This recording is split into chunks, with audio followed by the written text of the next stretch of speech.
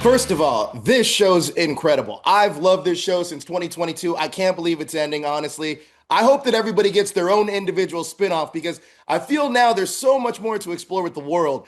Look, playing these three evolving black women over 4 seasons, what part of yourselves do you feel these characters helped you discover about yourselves? Hmm. Help me discover about myself. Um, I guess I would say how everyone kind of lives a similar experience, but in different ways, you know? Like when I first got this character, I was like, I'm not going to relate to this girl from Bel-Air. I'm from Tennessee. I'm from the country. But I feel like, I mean, of course, we have a lot of similarities. That's why they hired me. But also in the storyline wise, I feel like I can relate to a lot of the plights and the highs and lows of self-discovery. And I guess it kind of showed me and taught me that no matter like where people are from, we're kind of all going through the same things in different ways. Absolutely. How about yourself, Akira? Um, I mean, I feel the same as Coco. Like, I was also, the same age as Ashley and going through what she went through, and I just didn't realize that, like after playing Ashley, I'm like, oh my gosh, I went through like the same thing as her. I just, was trying to figure out who I was and all that stuff. So yeah. And Cassandra? Yeah, I just really realized how, whoever you put in the driver's seat in your life is your way of not taking control of where you want to go. And that was Viv at the beginning of the season one. She put her family there, she put her husband there. And then by the end of season four, she's like, no, this is my car. I'm going to say what I wish for my life. And I think that was really impactful to me because to be a woman is to think I'm supposed to just take care of everyone else and put myself in the back seat. And this show really, her character really showed me how you have to center your own happiness just as much as everyone else, but you first. I love that. I love that. Now, Coco, Hilary, well, I'm going to try to stay spoiler free here. Hilary experiences grief, reinvention, and healing in season four. Can you talk about what part of her self exploration felt the most meaningful for you to portray? I think just vulnerability. I think Black women sometimes we are expected to have it all together to present this perfect picture and to not be weak, you know? And so I really enjoyed being able to be those things, to also represent a woman who has family that supports her and a place where she's loved. When I feel like a lot of the women who relate to Hillary or see themselves in Hillary kind of feel like it's them against the world. I think it's really refreshing and hopefully inspiring to see this Black girl who has support and who doesn't have to carry it all on her shoulders.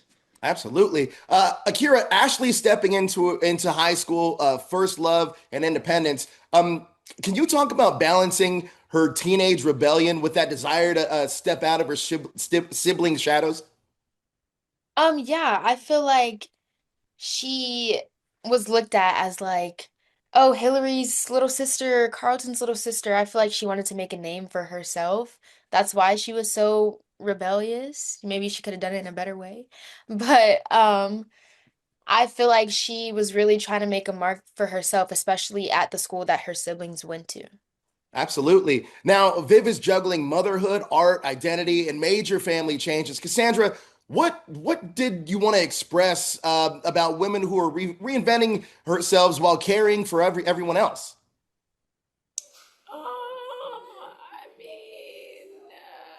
Again, it sounds repetitive. I think over and over again when she was faced with things, right to the very end, she kept saying, "What is it that I want?" And she turns to her husband. It's like, "What is it that we want?" I think it's a revolutionary thing for a woman to ever consider her needs first and to realize that your needs might actually fulfill the family needs as well. And I see that in my own life too. The more I pursue my dreams, the happier my son is, the happier my husband is, but especially your kids. They live their life based on the constructs that you build. And I hear my son always say, I want to have a life like you, mom, because X, Y, Z. And, from the outside, someone else might be like, oh, Viv is selfish. She's going after her art. No, she's showing her kids what it means to live a fulfilled life. Absolutely. Now, the Banks home has always kind of felt like a character itself in the show. It's full of warmth, comfort. It has secrets, loyalty. What does that space represent to each of you now that the series is coming to an end? I mean, hopefully history in a way. Hopefully we create our own classic where, kids coming up will watch it and parents will show their kids, and hopefully that this legacy lives on in a different way as well. And I think just Black excellence. I mean, this is so Cassie's, like, I feel like Cassie has coined this term in our 4 years of knowing each other. But yeah, the representation and what it does to the future generation. Uh, Now, look, I love when we're at the Banks home, and I feel like there's so much that we still haven't seen of it because I feel like it's so grand. Is there anything from that house that you'd like to take with you as the show ended? Like, Well, I actually took home a few paintings. Like oh, there's a really? painting. Yeah, there's a painting in the living room, a painting on your way to Uncle Phil's office, and and this other painting, to your point, that no one really saw because as you walk through the main doors, there's this area to the right, and this amazing painting of this black woman's face. I think she's called the Monique Lisa, like the Mona Lisa, but the Monique. Hmm. Those were some of the things, and I got to keep some rings. Like there were some things I have kept for sure. That's incredible. Now, a lot of fans see themselves within the three of your characters.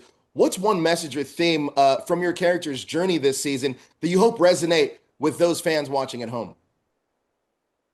I'd say dress to impress. Regardless of all the things Hillary goes through, her outfits always stay on point. And I truly do feel like your external is a representation of how you want to feel on the inside. Dress to impress yourself. Well said. Akira, how about you? I would say, especially for kids who are Ashley's age, that it's okay to go through what you go through, and it's okay to still be figuring out who you are. You know, she's entering high school. She's kind of embracing more who she is and her identity. Yeah. And Cassandra? Yeah.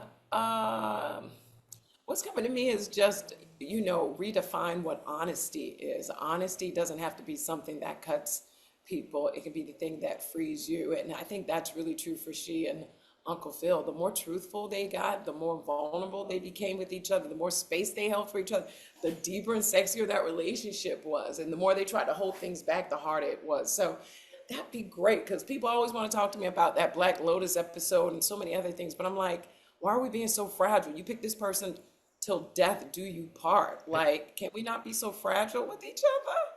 Absolutely, absolutely. Now, look, this show is full of heart, but it has so much humor as well. Now, out of the 4 years that you guys have worked together, do you guys have a favorite family moment in front of the camera or behind it?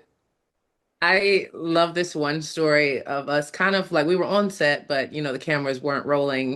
And it was one of the first scenes where we are all having like a family breakfast. Jabari had to eat so many eggs. And he's green. So I'm like, dude, you're not miming. You're really eating all these eggs. And the prop lady just kept had to keep giving him eggs.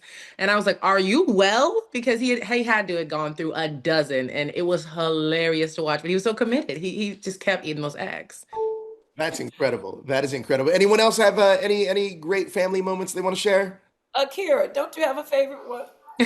Um, I feel like anytime we get to like all work together on screen, like anytime we have like a breakfast, dinner scene, it's just so much fun. It takes forever, but we're I all thought you just were gonna laughing. say the Good Morning film one. Remember Oh we my shot God. that and we kept doing this scene over and over. And I don't know why I said it the way I said, but then they said action, and I said, Good morning, Phil. I said it. Will was walking in, and we were so delusional by the eighth hour of doing this one scene. She was like, "Good morning, Phil." And we just bust out laughing. It was just too much. We That's couldn't stop laughing. We have lots of moments like that. Because you go delusional. When you see a family scene, trust me, that took maybe a day or two. Just wow. one scene. Oh my God, too many people to film. Well, look, thank you guys for the past 4 years. You've been a big part of my household. I appreciate you and appreciate your time. Thank you so much. Thank you, Joseph. Have a good one. You too. Take care.